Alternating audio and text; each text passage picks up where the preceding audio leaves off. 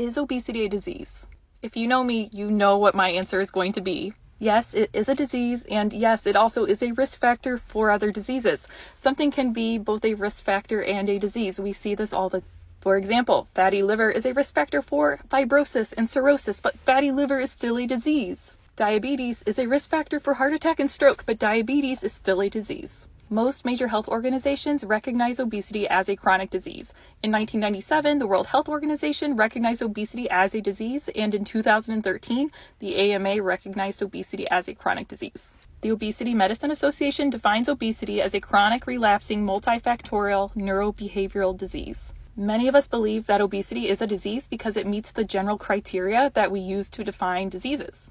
Normal bodily function is impaired, there are characteristic signs and symptoms, and it's associated with increased risk for harm, increased mortality, and complications. And this is where some of the controversy comes from because we don't all agree on what the definition of a disease is. My opinion on this topic is that obesity can be a side effect, a symptom, a risk factor, and a disease.